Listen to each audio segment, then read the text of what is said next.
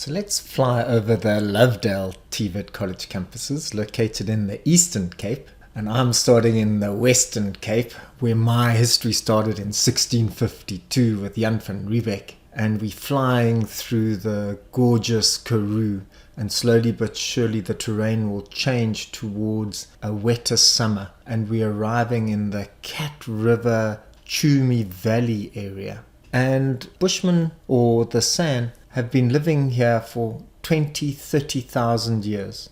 There were herds of wild animal roaming the plains, and around about 2,000 years ago, Khoi settlers started to arrive. They were pastoralists, and what tended to happen was quite strong antagonism between the San and the Khoi, because their herds would chase away the game.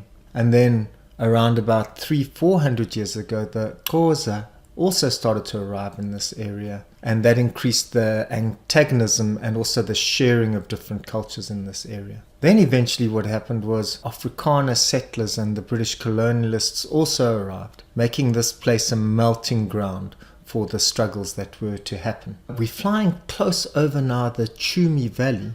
It's the most exquisite place. I've been here a couple of times. We used to use this as a training ground for our Rhodes University students. And this was the place where the Fourth Xhosa War happened, where the warriors gathered over here and tried to chase the British settlers out of the area, resulting in a massive war and the eventual defeat of the Xhosa. And it was on the banks of the Chumi River that this famous missionary school was set up. Now, its first principal, William Govan, I hope you recognize his name because the father of Thabo Mbeki was named after him, was a more intellectual principal. He wanted to generate a black middle class that was educated at least to the same level and on the same curriculum as the white people in the area. But after him, a guy by the name of John Stewart took over, and it was with John Stewart that we had this strong focus on a vocational educational centre. There was always vocational elements attached to the school, but he made it the focus. He upgraded the workshops, he improved the domestic educational curriculum for girls, he set up a far stronger agricultural curriculum. And I'll tell you what the curriculum was actually. They did things like masonry, carpentry, wagon making, blacksmithing, domestic science, cooking and sewing, nursing, basket making, beekeeping, poultry farming. So the more things change, the more things stay the same, I suppose, because if you look at the curriculum now, really they're doing art and design, they're doing farming management, primary agriculture, financial management, and you can be a management assistant. And you'll find out that all those engineering programs are located out at the Zwelitsha campus. And there are all sorts of other debates which happened at Lovedale. For example, the third principal, his name was Henderson. He felt very uncomfortable with the attempt to teach the black kids who were coming to the school in English. And he felt very strongly that primary education should happen in the vernacular so that they could become comfortable within their own language before trying to master all the other concepts. You also have this terrible struggle which happened in the 1950s where the apartheid government got hold of Lovedale College and converted it into a more racist institution, where all the arguments for working with the local community and trying to identify the knowledge and the skills the community needed was twisted into a straight racist ideology where black people's horizons had to be limited, they had to be located in their own areas, and they had to do their own skills. So you can hear that terrible twisting happening there. Now, right next to Lovedale TVET College is the University of Fort Hare, the famous University of Fort Hare that has produced many of our own black intelligentsia and leaders, and many of Africa's intelligentsia and leaders. It was a powerful place of debate and engagement with all sorts of different groups. Many of the middle class and royalty and radical families who had enough money and who had enough education or enough savviness to get their kids here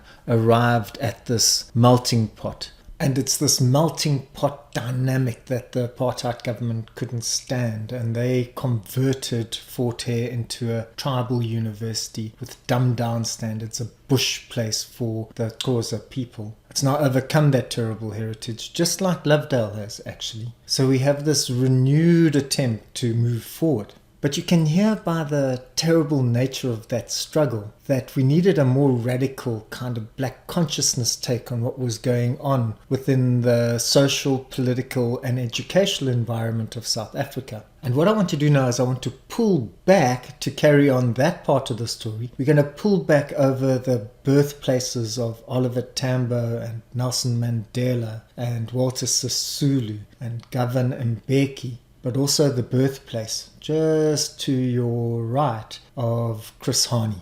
So you have this kind of situation where you have not only the black intelligentsia or the black middle class being produced by Lovedale and by Fort Hare, but also in the thick of the struggle, a renewed radical consciousness, best articulated by Chris Hani and black consciousness. So we've moved around, we're flying over Buffalo City, and we're now following the Buffalo River.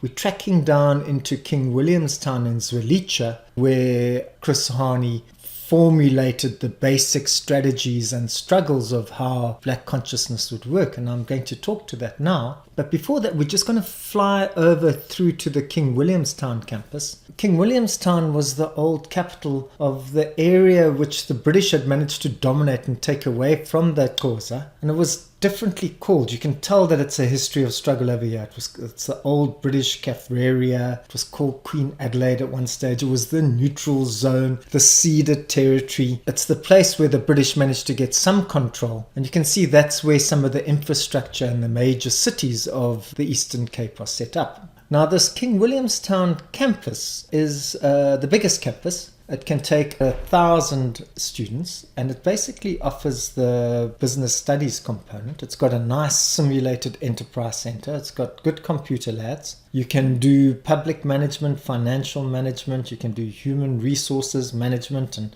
business management and office administration. You can do finance, economics and accounting. And you've got the IT and the computer studies. I want to pull out from the King Williamstown campus so that we can get a sight of King Williamstown combined with Zwelitsha. Now, Zwelitsha is an interesting kind of township because it was built with quite good infrastructure. The houses were bigger, they were better built, there were better toilets, better sewage. And it's in this zone that Chris Hani grew up and formulated his ideas on the black consciousness struggle, which is the insight that you cannot actually rely on the whites or a foreign culture or foreign elements to articulate who you are and what you're about. And you firstly have to liberate your own mind. You have to become self-reliant. You have to stand up for yourself. And I love the picture. You can almost see two faces there split in the middle. I have that feeling when I see Zwelitsha with the two rivers running across there. And it catches for me the dynamic of the fact that you need to see that your public white identity, which has been forced on you, has to be broken. And you've got to see through that and construct your own new black identity, which builds from the inside out. It's a very powerful expression of black consciousness. And in this Zwelitsha campus, what you can do is you can do all the engineering qualifications. So you've got civil engineering, building construction, you've got engineering and related design, you've got electrical infrastructure construction, carpentry, roofing, plumbing, masonry, bricklaying, water and sanitation, motor body repair, motor mechanic, welding, like all the things actually which were at the Lovedale Mission School, which were being done in terms of that engineering skills side, are now located at Zwelitsha. What I want to do to finish it off is I actually want to fly over where Chris Hani lived. Now it's in zone 10 of Zwelitsha, and I like to think of it as one of the birthplaces of black consciousness, caught in this middle land, this land which the British had managed to dominate, take away from the Xhosa, a land which had been named the borderlands. And in this land where you have a Lovedale TVET college, which has this long history of missionary education and the attempt of the whites to give a Christian kind of Western view of how it is that black people should live and compete with white people in South Africa, you have the formulation of a distinctly black vision, a modern black vision, which articulates how we have to move forward by firstly liberating your own mind. And only once your own mind is liberated can you then start to pursue some version of multiculturalism in the world.